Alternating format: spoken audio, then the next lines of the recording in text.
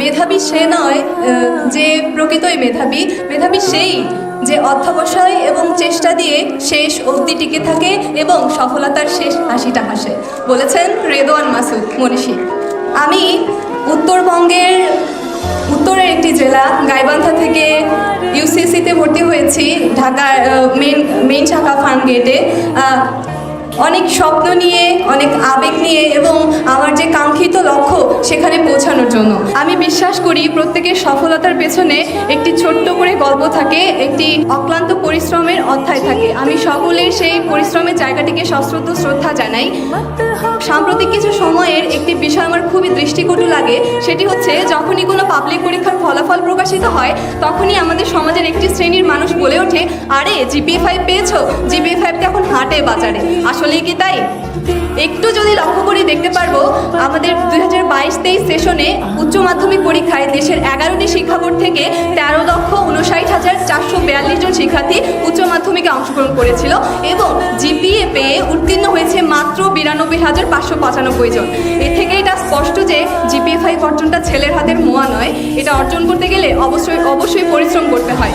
আমি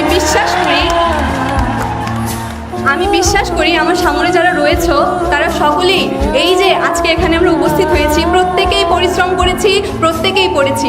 আজকে আমার মতো হয়তো তোমাদেরও এই মঞ্চে বসে এটাই মনে হচ্ছে যে উচ্চ মাধ্যমিকের যে সময়টাতে আমার কিছু বন্ধুরা পার্কের অলিতে গলিতে 2 ঘন্টা আড্ডা দিত, ঠিক সেই সময়ে একটি ঘরের কোণে পড়ার টেবিলে বসে আমরা পড়ার জন্য সময় ব্যয় করতাম।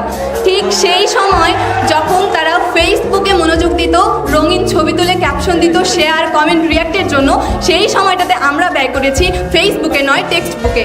আর সেই জন্যই আজকে আমরা এখানে। সকলের সফলতার পেছনে তাদের বাবা মা থাকে, আমারও রয়েছে।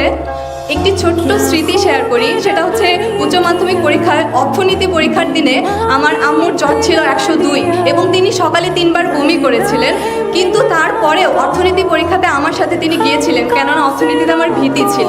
সত্যি মায়েরা সর্বশ্রেষ্ঠ শক্তি, আর এজন্যই তার অনুপ্রেরণায় 2টা বিষয় মিলে আমি 196 পেয়েছি এবং মানবিক বিভাগ থেকে গোল্ডেন জিপিএ 5 অর্জন করেছি দিনাজপুর পরীক্ষা দিয়ে।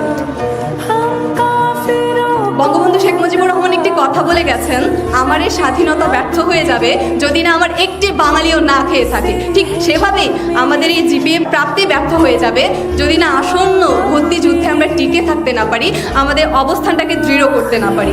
এজন্য সকলের কাছে আমি দোয়া চাইব এবং সকলে নিজেদের অবস্থান থেকে সর্বোচ্চটা দিয়ে চেষ্টা করব যাতে শেষ হাসিটা আমরা হাসতে পারি। এবং আমাদের যে পিতামাতা রয়েছে পেছনে, তাদের যে কষ্ট, তাদের যে আশা আকাঙ্ক্ষা এবং গর্ব করে প্রতিবেশীকে বলা, এই যে এটা বলেছিলি আমার মেয়ে ভাঙা চাল কি উঠাই দিবে, দেখ আজকে সত্যি আমার ভাঙা চাল আমার মেয়ে উঠাই দিছে, আমার ছেলে উঠাই দিছে।